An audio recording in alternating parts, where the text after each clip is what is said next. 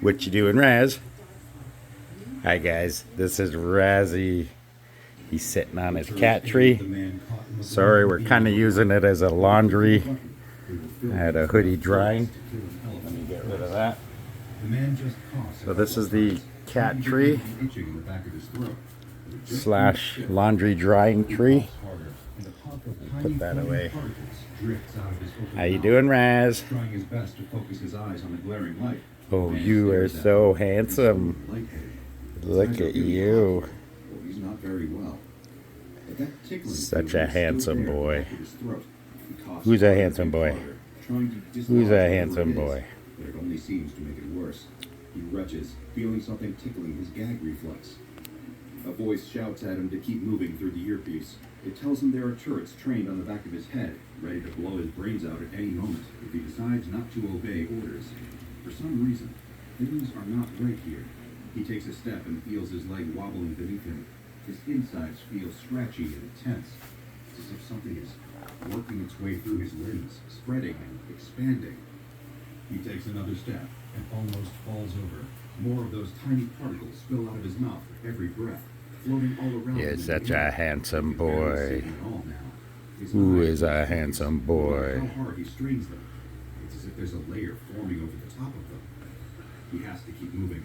The disembodied voice is shouting at him, barking orders, but the words make less and less sense with every passing second, and the tickling in his throat. He retches, and this time feels something shift and slide within himself. Such a handsome little guy. Flattening his tongue to the bottom of his mouth. The force of the movement knocks him off balance, and he tumbles to his side. He actually has stripes. He's not fully black. He's actually got stripes like Bowie, but he's so black you can't see him. But in the sun, you can. More of these particles coming out of him than there is air, as he works frantically, trying not to pass out. But it's too late. Whatever it is that's growing inside of him, he can feel it's reached his brain. Tendrils wrap themselves around his neurons, squeezing them and ripping them apart.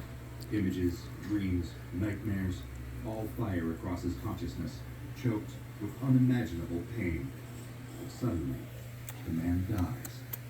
And yet his body keeps moving, walking towards the town center. Just one day prior, the man had been sitting on death row. He had a date in the diary the wardens had pulled him with sneering expressions. On the 23rd of August, he would sit down in the chair in front of a room full of people and feel the needle going into his arm. He didn't really have anyone to talk to about it and was quite happy in a lot of ways. He didn't have to deal with questions like, are you at peace with it? Or, how does it feel knowing when you will die? He didn't really have an answer to any of those questions and didn't really want to spend the time thinking about it to come up with one. He'd stuck to his story from the moment the police arrested him. He's like my little panther. Until the moment the needle went into his skin. Not guilty.